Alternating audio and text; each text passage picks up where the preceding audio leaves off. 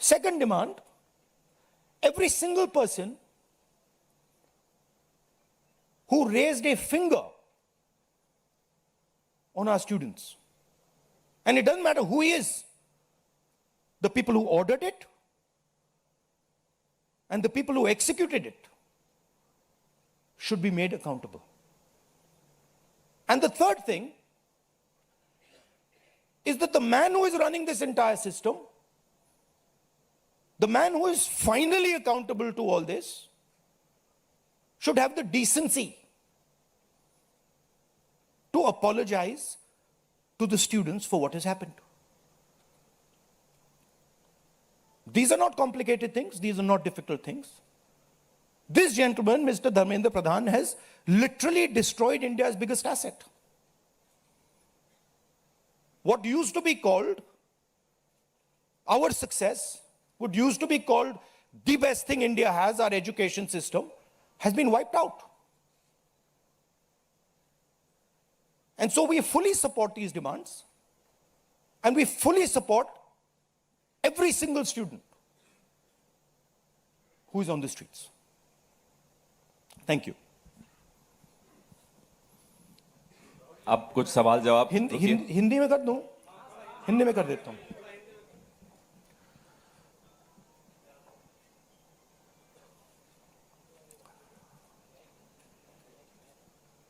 कुछ दिनों से देश के स्टूडेंट्स एजिटेशन कर रहे हैं,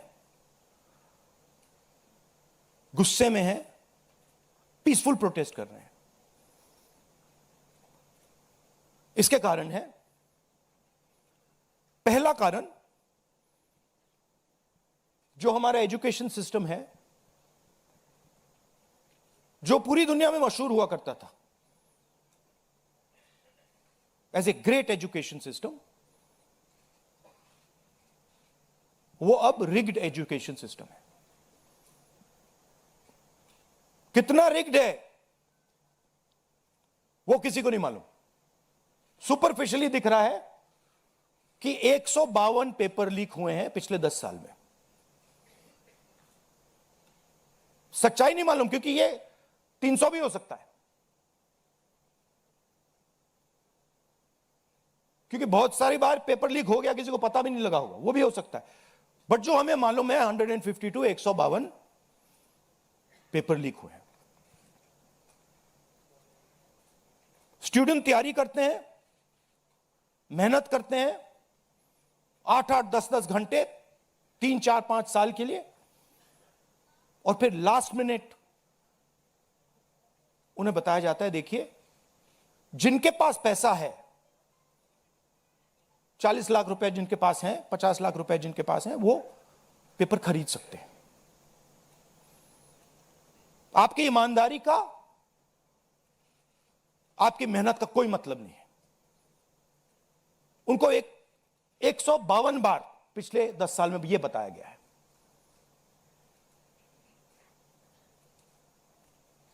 $7.5 करोड़ परिवारों को, स्टूडेंट्स और परिवारों को पेपर लीक ने डैमेज किया है. और स्टूडेंट यह सवाल पूछ रहे हैं, पेपर लीक होता है, 7.5 करोड़ युवाओं का नुकसान होता है, मगर पिछले 10 साल में एक भी कन्विक्शन नहीं हुआ, एक भी व्यक्ति का कन्विक्शन नहीं हुआ, 0. तो यह पहला कारण है. दूसरा कारण कि जो हमारा एजुकेशन सिस्टम है यह अनअफोर्डेबल है. मिडिल क्लास के लिए, गरीबों के लिए यह सिस्टम अनअफोर्डेबल है. जितना पैसा हिंदुस्तान की सरकार अपने एजुकेशन बजट में डालती है हर साल, उतना पैसा एक नीट एग्जाम के लिए, एक नीट एग्जाम के लिए जो स्टूडेंट्स एग्जाम लेते हैं और उनके परिवार, उतना पैसा देते हैं. आप सोचिए,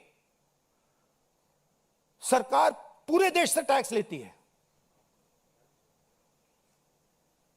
जीएसटी, इनकम टैक्स सारा लेती है, और फिर कहती है देखिए ये जो पूरा टैक्स हमने लिया है आपसे, इससे हम 1.4 लाख करोड़ रुपए शिक्षा में डालेंगे। और फिर हिंदुस्तान का एजुकेशन सिस्टम कहता है इन परिवारों से कि आपसे हम 1.32 लाख करोड़ रुपए सिर्फ नीट एग्जाम लेने के लिए लेंगे।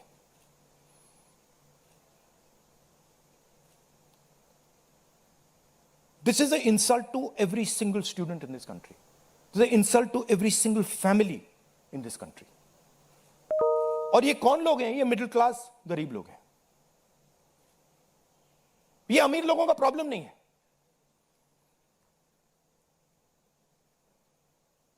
ये कॉर्पोरेट हाउसेस का, अदानी अंबानी का प्रॉब्लम नहीं है। ये मिडिल क्लास और गरीबों का प्रॉब्लम है। तो ये है दूसरा कारण। और तीसरा सबसे बड़ा कारण,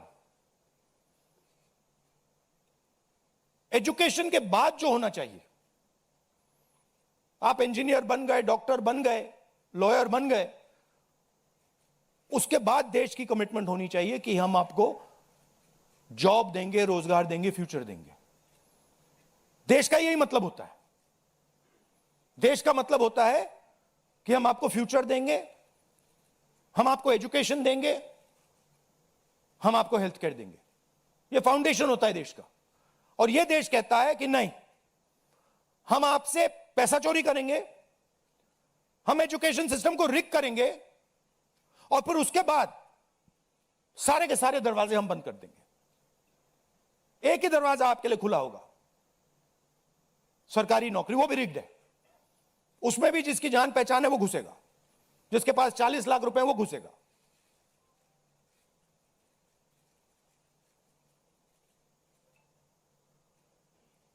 पहला दरवाजा मैन्युफैक्चरिंग, चाइना का माल कोने कोने में बिकता है। हिंदुस्तान की मैन्युफैक्चरिंग बैकबोन खत्म है, स्मॉल एंड मीडियम इंडस्ट्रीज खत्म है। पहला दरवाजा बंद। दूसरा दरवाजा एंटरप्रेन्योरशिप का। बैंक का सारा पैसा 2-3 बिजनेसेस के हाथ में जाता है। आप में से कोई एंटरप्रेन्योर बनना चाहता है, दरवाजा बंद। टीवी पे एड्स आएंगे, एंटरप्रेन्योर बनो। एंटरप्रेन्योर बनने के लिए लोन की जरूरत होती है, पैसे की जरूरत होती है, वो नहीं मिलेगा। दूसरा दरवाजा बंद। तीसरा दरवाजा कॉर्पोरेट जॉब, आईटी जॉब, जो हिंदुस्तान की सक्सेस रही है, उसको एआई ने खत्म कर दिया है, खत्म कर रहा है। पब्लिक सेक्टर बंद, पूरा प्राइवेटाइज कर दो, खत्म कर दो। तो एक ही रास्ता है, वो सरकार वाला, गवर्नमेंट एग्जाम।